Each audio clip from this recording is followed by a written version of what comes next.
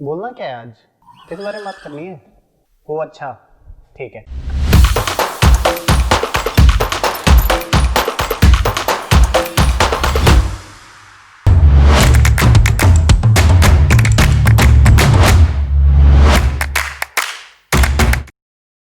Hi everyone, welcome to my channel. My name is Sachin Sandel. आज हम बात करेंगे कि कैसे मेरी जर्नी रही है। So how fruitful was the first year. I completed my first year few months back. तो कितना फ्रूटफुल वो रहा, हम उस बारे में आज बात करेंगे। So I landed in Canada on 3rd of February 2019।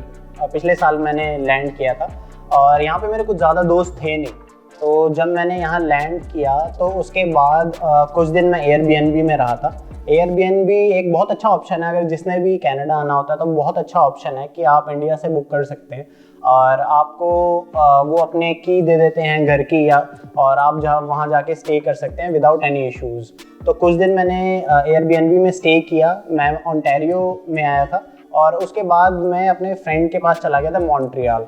Montreal भी बहुत अच्छी जगह है। अगर आप लोग चाहेंगे तो मैं उसके बारे में भी एक वीडियो बना दूंगा। मॉन्ट्रियल जो हम गए थे वो कैब के थ्रू गए थे। यहाँ पे यूजुअली कैब्स चलती रहती हैं ब्रैम्पटन टू मॉन्ट्रियल या मिसिसागा टू मॉन्ट्रियल। उसमें आप जा सकते हैं सिर्फ $50-60 में।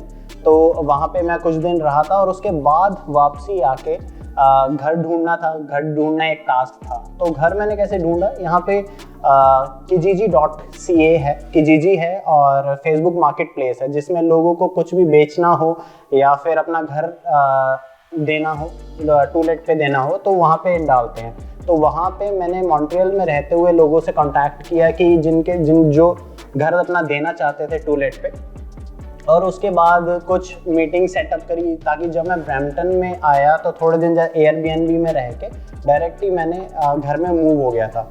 उसके बाद जो सबसे बड़ी एक कंसर्न थी वो थी जॉब की, कि जॉब कैसे ढूंढी जाए। तो जॉब्स का यहाँ पे जो होता है इंडीड है। जैसे अगर आप इंडिया की बात करें तो इंडिया में अलग अलग वेबसाइट्स हैं जिसके थ्रू आप naukri.com है जो बहुत फेमस है। तो यहाँ पे इंडीड के थ्रू चलता है या फिर लिंक्डइन के थ्रू, या फिर आपके अपने रेफरेंसेस हैं। तो रेफरेंसेस के थ्रू आप काफ़ी लोगों से मिल सकते हैं, अपने बारे में बता सकते हैं।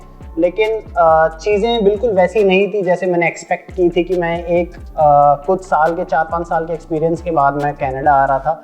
तो मैंने एक्सपेक्ट किया था कि चीज़ें अलग होंगी, मैं एक स्पेसिफिक लेवल पे स्टार्ट करना होगा, लेकिन वो नहीं था।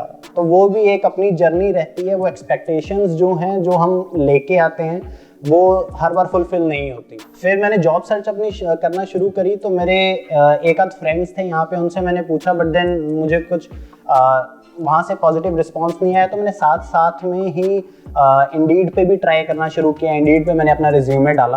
तो इंडीड पे मुझे कुछ कॉल्स आई, बहुत लिमिटेड कॉल्स आई। तो उसमें मेरी फर्स्ट जॉब लगी जो कि एक कलेक्शन एजेंसी थी। सो कलेक्शन एजेंसी में कुछ दिन मेरी जॉब लगी। फिर यहाँ पे जॉब फेयर्स भी होते हैं। जॉब फेयर्स में क्या होता है कि बहुत सारी कंपनीज जो हैं वो साथ में एक जगह पे इकट्ठी होती हैं और आप वहाँ जाते हैं अपना रिज्यूमे लेके, और उनके पास स्पेसिफिक वैकेंसीज होती हैं। तो उस वैकेंसीज के लिए आप वहीं अप्लाई कर सकते हैं या उनसे जानकारी ले सकते हैं। सो ऐसे ही मैंने एक और जगह अप्लाई कर रखा था। वहाँ पे मुझे कॉल आ गई इंटरव्यू के लिए और वहाँ मैं सिलेक्ट हो गया था। तो फिर मैंने 15-20 दिन बाद वहाँ पे स्विच कर दी, क्योंकि वो एक सेल्स की जॉब थी जो मैं इंडिया में पहले भी सेल्स की जॉब करता आ रहा था। ये मोर और लेस मेरा 1 महीने का सफ़र था। 1 महीने के सफ़र में ये सब रहा। मैंने एक और वीडियो भी बनाई है about 5 things that you must do once you land in Canada. वो आप देख सकते हैं। वो आपको यहाँ पे कहीं पर लिंक मिल जाएगा, यहीं पे कहीं पे, और मैं डिस्क्रिप्शन में भी डाल दूंगा। तो वो आप देखिए कि एक बार आप लैंड करें तो कौन सी बहुत ज़रूरी चीज़ें हैं जो। तो उसके बाद अगर हम बात करें उसके बाद विदिन 6 मंथ्स क्या रहा, तो जॉब मेरी लग चुकी थी। तो जॉब के लिए एक प्री रिक्विजिट यहाँ पे ये था कि अगर फील्ड की जॉब है तो you need to have a car. तो मैंने कार के बारे में सोचा कि कार कैसी ली जाए। कार के 2 ऑप्शंस हैं, आप पुरानी ले सकते हैं, यहाँ पे नई ले सकते हैं। काफ़ी ज़्यादा लोग जो हैं वो पुरानी गाड़ी प्रेफर करते हैं और नई गाड़ी कम लोग प्रेफर करते हैं। और यहाँ पे दो ऑप्शंस होते हैं, या लीज करा सकते हैं आप या फाइनेंस करा सकते हैं। इसके बारे में भी एक अलग से वीडियो मैं बना सकता हूँ, अगर आप चाहते हैं तो नीचे कमेंट्स में आप डाल सकते हैं। और मैंने फाइनेंस कराई, एक नई गाड़ी मैंने ले ली बेस्ड ऑन आपका क्रेडिट स्कोर होता है यहाँ पे। लेकिन जो नया आता है, हम इमिग्रेंट्स आते हैं, नए इमिग्रेंट्स के क्रेडिट स्कोर होते नहीं है, लेकिन based on your offer letters आपको गाड़ी मिल सकती है। तो गाड़ी मैंने मार्च में ले ली थी, फरवरी में मैं लैंड किया था, मार्च में मैंने गाड़ी ले ली थी because that was required for my job. और गाड़ी लेने के लिए जो मेन है लाइसेंस का है। लाइसेंस यहाँ 3 तरह के होते हैं। सबसे पहले G1 होता है, जैसे इंडिया में एक लर्निंग लाइसेंस होता है, वो G1 होता है। आप प्रैक्टिकल वहाँ जाते हैं और इन्फॉर्मेशन होती है, क्वेश्चंस होते हैं, उसका जवाब देते हैं। फिर G2 होता है जो आपके इंटीरियर के रोड्स होते हैं, गलियां जो होती हैं उसके बारे में। और G होता है जो फुल लाइसेंस होता है, उसमें आप कहीं भी कर सकते हैं। वो मैंने लेने के बाद, उसके बाद मैंने गाड़ी ले ली। तो मैं कुछ टाइम बाद बेसमेंट में मूव हो गया था अपने फ्रेंड्स के साथ। बेसमेंट में यहाँ पे ये है कि बेसमेंट्स इजीली मिल जाती हैं न्यू इमिग्रेंट्स को, जिनका क्रेडिट स्कोर नहीं होता है उनको ब्रैम्पटन मिसिसागा एरिया में बेसमेंट मिल जाती हैं। जबकि अगर आप कॉन्डोज लेना चाहें तो वो क्रेडिट स्कोर आपका मांगते हैं, और credit score after a point of time ही बनता है। जब तक आपने 1, 2, 3 साल यहाँ पे नहीं लगाए हैं, वो क्रेडिट स्कोर तरीके का आता नहीं है। तो वो बेसमेंट मैंने और मेरे फ्रेंड ने, जो भी एक नया इमिग्रेंट था उस टाइम पे, वहाँ पे हम मूव हो गए और काफ़ी टाइम हम वहाँ पे ही रहे। उसके बाद मैंने अपने पेरेंट्स के लिए भी वीज़ा अप्लाई कर दिया। तो पेरेंट्स के लिए भी 2 ऑप्शंस होते हैं, या आप विजिटर वीज़ा अप्लाई कर सकते हैं या आप सुपर वीज़ा अप्लाई कर सकते हैं।